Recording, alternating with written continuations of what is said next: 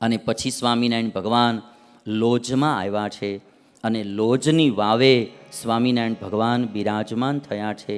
સુખાનંદ સ્વામી રામાનંદ સ્વામીના શિષ્ય એમણે કહ્યું કે અમારા મોટા ગુરુભાઈ મુક્તાનંદ સ્વામી છે, આપ અમારા આશ્રમમાં પધારો, વર્ણીને કહે છે, અને નહીતર એ તમારા દર્શન કરવા અહીંયા આવશે.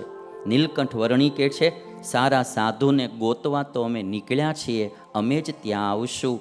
અને લોજમાં વાવ છે અને વાવને કાંઠે સ્વામિનારાયણ ભગવાન નીલકંઠ વર્ણી વિરાસનમાં બેઠેલા મુક્તાનંદ સ્વામીના દાસ થઈને નીલકંઠ વર્ણી રહે છે. ગુરુને મળવાની બહુ ઈચ્છા છે કે સારા સદગુરુનો ભેટો થાય. અને એમાં રામાનંદ સ્વામી ભુજમાં રહેતા હતા. લોજથી ભુજ ગયેલા સત્સંગ વિચરણમાં અને વર્ણીને ખૂબ તાલાવેલી હતી. સંવત 1856ની સાલમાં જેઠવદી 12ને દિવસે રામાનંદ સ્વામી પીપલાણા ગામમાં નરસિંહ મહેતાને ઘરે આવ્યા. ત્યાં નીલકંઠ વર્ણી પહેલાં વહેલા રામાનંદ સ્વામીને મળ્યા છે. અને પછી ગુરુને પ્રાર્થના કરી, તમે મને દીક્ષા આપો. સંવત 1857ના કારતક સુધી એકાદશીને દિવસે રામાનંદ સ્વામીએ નીલકંઠ વર્ણીને દીક્ષા આપી અને નામ પાડ્યા છે સહજાનંદ સ્વામી અને નારાયણ મુનિદેવ. પછી શાસ્ત્ર તણો કરી વિધિ, મહામંત્રની દીક્ષા દીધી. ધાર્યું નામ શ્રી સહજાનંદ, નારાયણ મુનિ સુખ કંદ. સ્વામિનારાયણ ભગવાનના બાળપણના નામ હતા હરિ કૃષ્ણ, હરિકૃષ્ણ, અને લાડલું નામ ઘનશ્યામ. વન વિચરણમાં નીકળ્યા ત્યારે એમનું નામ હતું નીલકંઠ વર્ણી. અને જ્યારે દીક્ષા દીધી ત્યારે એમના નામ બે પાડ્યા સહજાનંદ સ્વામી અને નારાયણ મુનિદેવ. અને સહજાનંદ સ્વામી હવે ગુરુ રામાનંદ સ્વામીની સેવામાં રહેવા લાગ્યા છે. ગુરુ વર્ણીનો મહિમા સર્વત્ર કહે છે. રામાનંદ સ્વામી કહે છે કે હું તો ડુગડુગી વગાડનારો હતો, ખેલ ભજવનાર તો હવે આવ્યા છે. કે મેં તો ખાલી પડ છાંટ્યું, ખેલ ભજવનાર તો હવે આવ્યા છે. એક પળવાર પણ રામાનંદ સ્વામી નીલકંઠ વર્ણીને સહજાનંદ સ્વામીને દૂર નથી જવા દેતા. ડાયો દીકરો હોય, સંસ્કારી ગુણિયલ દીકરો હોય, મા બાપના હૈયામાંથી દૂર ન થાય. એમ સારો ગુણિયલ સંસ્કારી શિષ્ય હોય તો એ ગુરુના હૈયામાંથી દૂર ન થાય. સતત સાંભળ્યા કરે, સતત ભેગા રાખે.